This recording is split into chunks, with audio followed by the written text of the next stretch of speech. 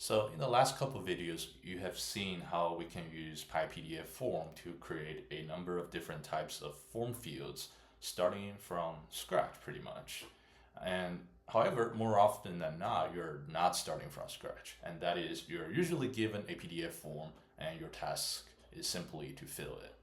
And in order to do that, the first thing you need to know is what kind of data it wants. So that's why in this video, I'm going to showcase how you can generate a JSON schema that describes the kind of data a PDF form expects.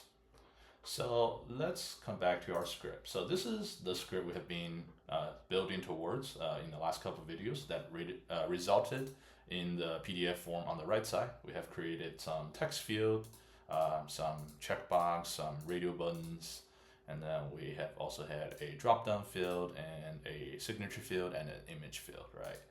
So when you get this PDF form, let's say not from the script on the left, instead you're just getting it from someone. How do you know what kind of data it takes? And that's why we need a schema. So in order to do that, let's go ahead and first import the JSON library from Python. And then right as we finished creating our form fields, we can simply do print JSON.dumps. And then the schema we're dumping is PDF, which is our PDF wrapper object schema. It's as simple as that.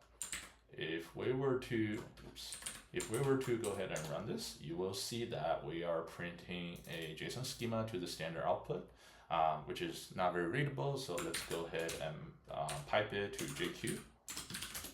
And here we go, a much more readable JSON schema that describes the data.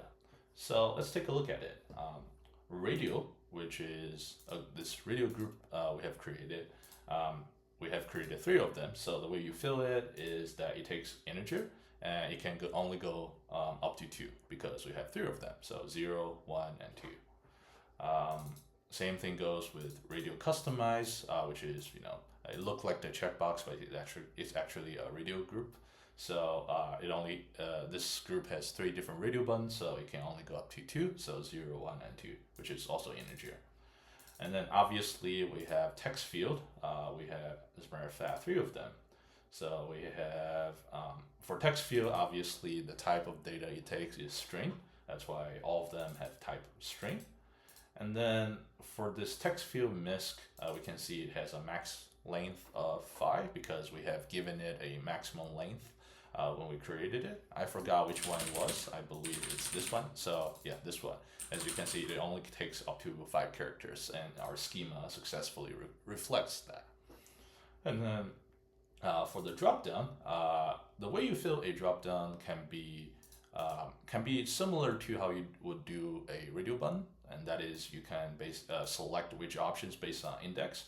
And in this case, we have apple, banana, and cherry, which are 3 options. So you can use integer to fill it, and it goes from 0, 1, and 2, so it goes up to 2.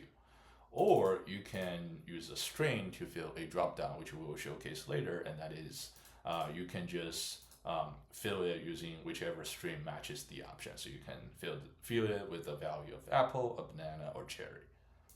And then finally, for both image and signature, the way PyPDFForm lets you fill it is through a stamping of an image on top of it. And that's why both of them takes a type of string, and that is a file path to the image of which you wish to fill it with. So with this schema, you will get a very good idea on what kind of data a PDF form expects. And also, when you do prepare a dictionary to fill a PDF form, which we'll see later, you can use this JSON schema to validate that dictionary, right? So that way you can know exactly whether or not your data you have prepared is intended for this PDF form.